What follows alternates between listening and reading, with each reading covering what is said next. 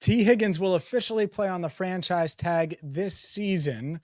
Is he making the right decision? Are the Bengals making the right decision? Let's break it down.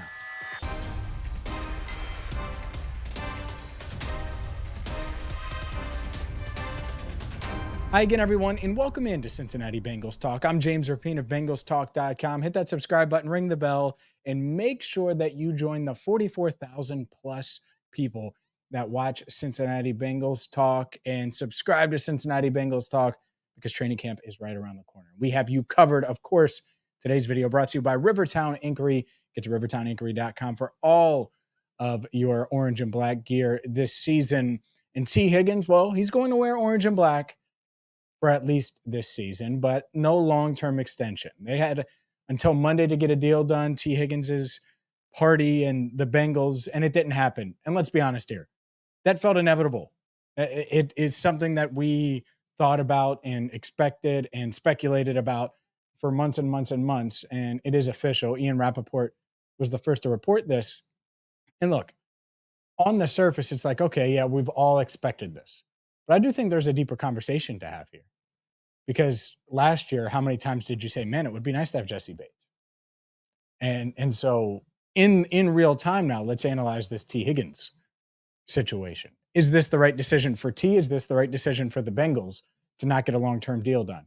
Well, for T, he's looking at this wide receiver market and seeing it explode. For the Bengals, last year was the year. And that's what stinks, I think, for all sides. Is T's 25 this year? It could have been the first year of his extension. If he had agreed to a 3-year Terry McLaurin-like extension or DK Metcalf-like extension, I think the Bengals could have made that work with Joe and Jamar. I think that T could have certainly been a happy camper because he would have gotten paid probably $70+ million over the lifespan of that contract and then gotten the bite out of the apple again while he's still in his prime and would be set to hit free agency a few years from now.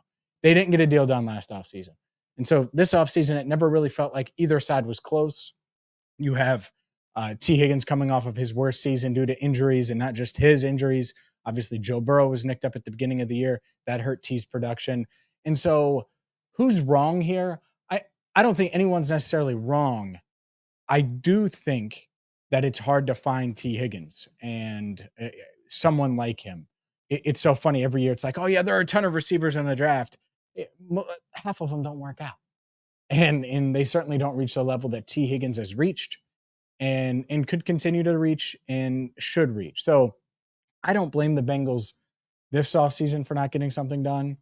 I also think if there was a realistic number that was out there last offseason, it should have gotten done. It would have made a lot of sense for them. I think it would have made a lot of sense for T. I get why now he wants to wait and try to push the envelope because the receiver market's much, much different now.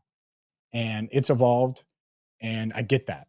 And at the same time, I also get why the Bengals don't want to give him what the receiver market has transformed into, assuming that's what T would want. I mean, if Calvin Ridley got, what was it, a 4-year, $92 million deal with $50 million guaranteed, and the receiver market has changed since then. But David Mulligetta got that for Ridley. What do you think that T. Higgins is going to want? It's going to be 3 numbers.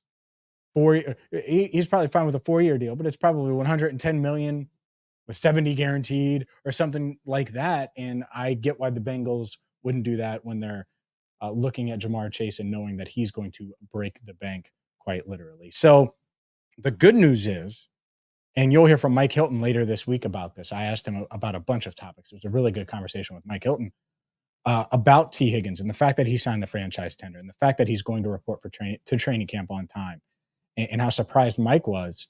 But that's the good news. T's going to be in camp on time. He has every reason in the world to produce at a high level this year for the Bengals.